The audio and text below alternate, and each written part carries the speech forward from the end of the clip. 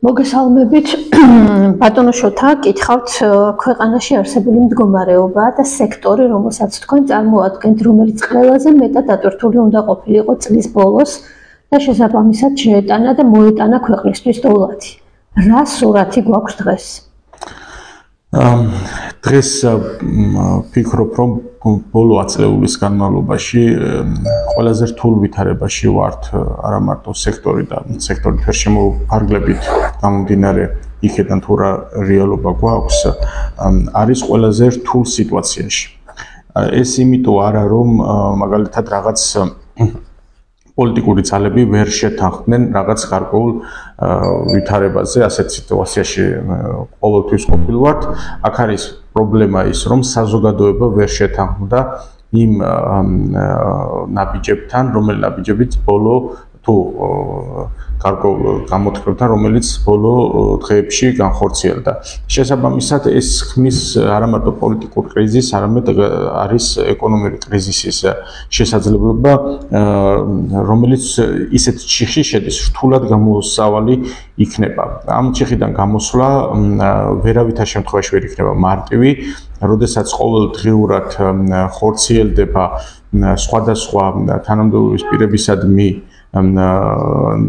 ჯერჯერობით მიმართულება, რომ იქნება სანქცირება და დღეს ამერიკის შეერთებული შტატების წარმომადგენლობა განაცხადა, რომ 20-მდე პირი არის დასანქციონებული უმაღლესი სახელმწიფო სტრუქტურების.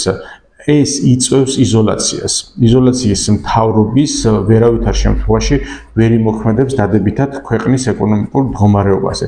და შესაბამისად, როდესაც ჩვენ ამ ვითარებაში შევდივართ, სფეროზე საუბარი, რომ თქვა საახალწლო ჯავშნები შეიძლება არ იყოს და შეიძლება არ იყოს რაღაც სხვადასხვა ივენთების დაჯავშნის შესაძლებლობები ან სურვილები, ეს მიასახარისხოვანი არის. მიასახარისხოვანი არის იმ კუთხით, ზოგად ჭრილში თუ რა თქმა უნდა, ამ სფეროში წარმოადგენელი ადამიანებისთვის ეს უმნიშვნელოვანესი არის და მათი, ასე ვთქვათ, ოჯახის ჩენის შესაძლებლობა არის ის, რა ვითარებაშიდაც ისინი ფუნქციონირებენ, რა ვითარებაშიდაც ისინი დღეს დასაქმებულები არიან. აქედან გამომდინარე, უმნიშვნელოვანესი არის იქნას გადადგმული ნაბიჯები, გარკვეულწილად რაღაც დათმობების დავარქმევთ ამას, გადადგმული უნდა იქნას ნაბიჯები კრიზისის დაძლებისთვის დავარქმევთ ამას, გადადგმული უნდა იქნას ნაბიჯები იმისთვის, რომ გარკვეულწილად მოხდეს კონსოლიდაცია პრობლემის მოსაგვარებლად.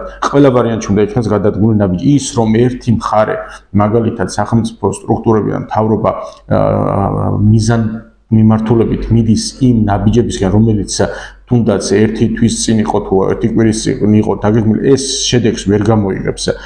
ბოლო განხორციელებული ზარი მაკრონის მიერ, რომელიც არავითარ შემთხვევაში არ არის მოკითხვა და როგორ ბრძანდებით, ეს არის პირდაპირ გაფრთხილება, რომ სრული იზოლაცია იქნება ევროპის მხრიდან, სწორად თუ ვერ იქნა ამ შემთხვევაში, აქ არ არის საუბარი რომელიმე სფეროს დაზარალებაზე, აქ არის საუბარი ქვეყნის დაზარალებაზე.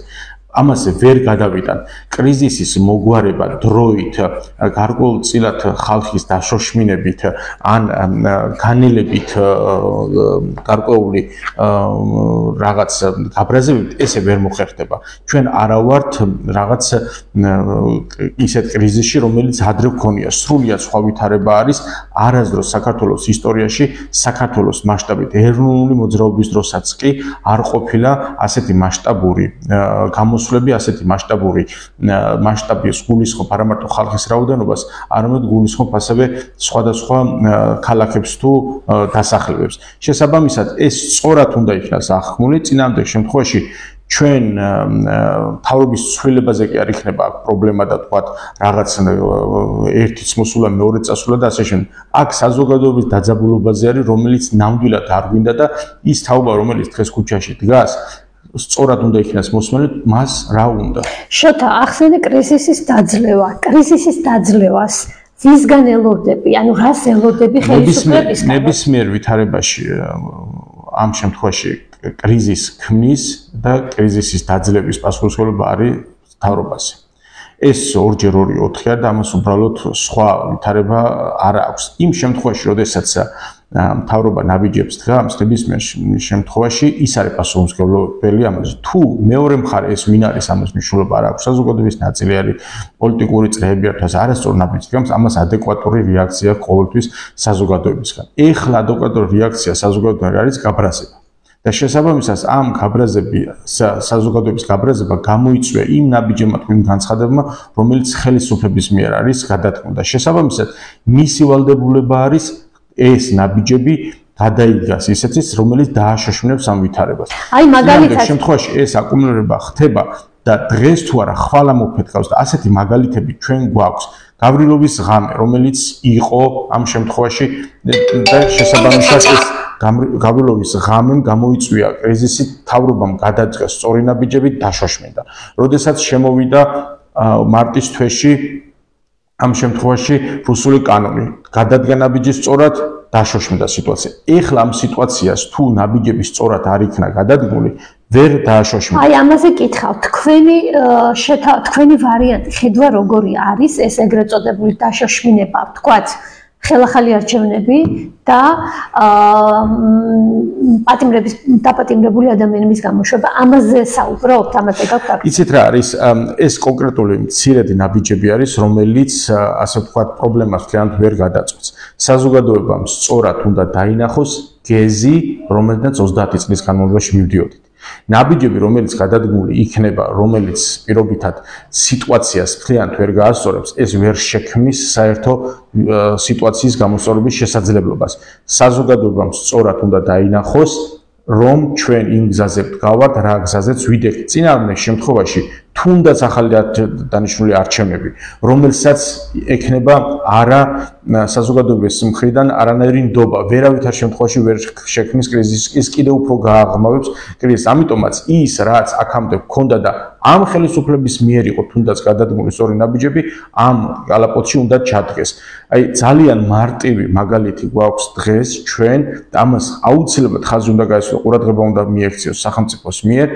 დღეს გაფიცული იქნება, განაწყენებული იქნება თუ ასე შემდეგ სხვადასხვა საზოგადოების წარმომადგენლებს შორის ავანგარდში დგას კულტურის სფერო. რატო დგას კულტურის სფერო? არასდროს არ ყოფილა საქართველოს ისტორიაში.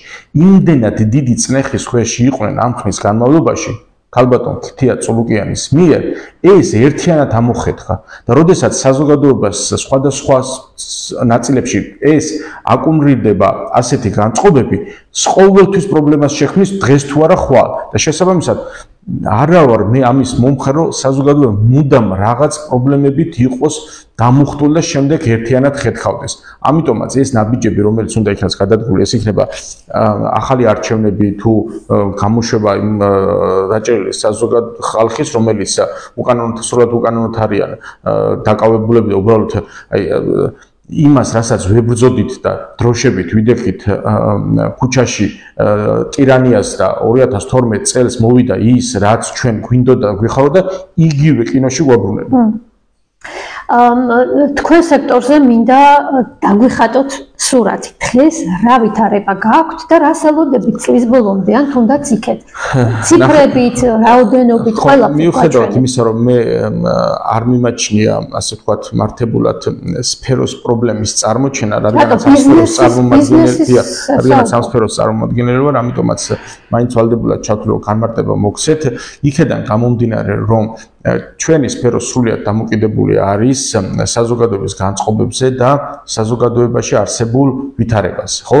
როგორც ეკონომიკურ, ისე განწყობით. ტურისტებზე. დიახ, შიდა მოხმარებას გულისხმობ ჯერ პირველ რიგში. ამ შემთხვევაში ჩვენ სრულიად საწინააღმდეგო სიტუაცია გვაქვს, ხო? ქუჩები გადავსებული არის ყოველ ღამით პროტესტანტებით. ამ შემთხვევაში სრულიად წარმოუდგენელი არის იქ არსებული სასტუმროები იქნება თუ რესტორნები იქნება სრულყოფილად მუშაობისთვის. ის რაც თქვათ ამ ტერიტორიას სცილდება, იქაც რა თქმა უნდა არ არის ის სტუმრის რაოდენობა, რაც მოსალოდნელი იყო ზუსტად სწორად აღნიშნეთ ამ თვეებში. ეს არის წლის ის პერიოდი, როდესაც რესტორნები ყველაზე დატვირთულ რეჟიმში მუშაობენ და წინა საახალწლოდ იღებენ ჯავშნებს, კორპორატიულ საღამოებს და ასე შემდეგ, ასე შემდეგ. ამის განწყობა დღეს არ არსებობს და რეალურად ეს პრობლემა დგას. მეორე, რომელიც უმნიშვნელოვანესი არის ჩვენი ქვეყნის და ტრადიციად ჩამოყალიბდა თუ ბიზნესის განვითარებას ხელი შეუწყო, ეს არის ტურისტი. ტურისტი, რომელიც ზამთრის სეზონში ზამთრის კურორტებზე ჩამოდის და შესაბამისად ეს შემოსავალი, ასე ვთქვათ, მარტივად რა ვთქვათ, ნაწილდებოდა მთლიანად მთელს სფეროზე.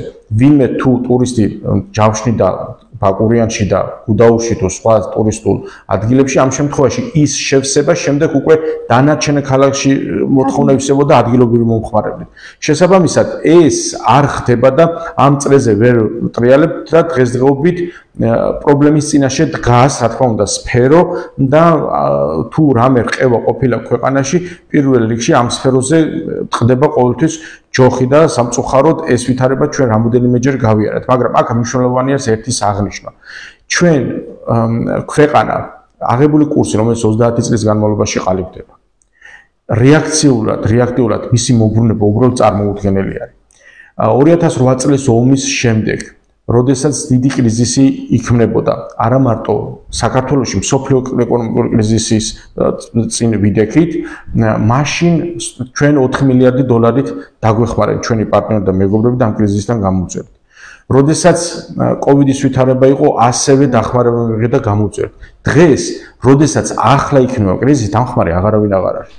ამას ამ დიდ, ასე ვთქვათ, ხვრელს ვერაფერი ვერ შეავსებს და არავინ არ შეავსებს და პირდაპირ გვეუბნებიან, რომ არ დაგეხმარებთ იმ შემთხვევაში, თუ ნაბიჯები სწორად არ გადაიქმნება და ამას ძალიან მარტივი დანახვა ჭირდება. ამას ჭირდება უბრალოდ სურვილი, რომ ქვეყანა იყოს ნორმალური. მეტი არაფერი არ ჭირდება. და ერთსაც კითხავდა დავასრულოთ, რა ქმედებებს ელოდებით ხელისუფლებისგან? ეს ის შემთხვევა არის, როდესაც სამწუხაროდ მე ვერანაირ, ასე ვთქვათ, პროგნოზს ვერ გავაკეთებ მაგ კუთხით. ხელისუფლება, როდესაც თავს იბრძვებს, იყრუებს და მიაჩნია, რომ იქ გამოსული ხალხის რაოდენობა თუ განაწყენებული ხალხის ხმა არ არის მისთვის საკმარისი, ამ შემთხვევაში მე ხშირად მქონია ხელისუფლებასთან მიმართებაში დამოკიდებულება და პრობლემებზე მსჯელობის მომენტი თუ ასე შემდეგ და ყოველთვის ყოფილა მეტნაკლებად ადეკვატური რეაქცია მინიმუმ მოსმენის შესაძლებლობა. მე ამას სრულად ვერ ვამჩნევ. ეხლა ჩემზე არ არის ზოგადად საზოგადოების განწყობების სმენაზე სრულად ვერ ვამჩნევ. ეხლა ვერ ვუყურებ, ვერ ვაფიქსირებ, რომ ხელისუფლება რამეს ნაბიჯებისთვის მზადყოფნას გამოხატავს.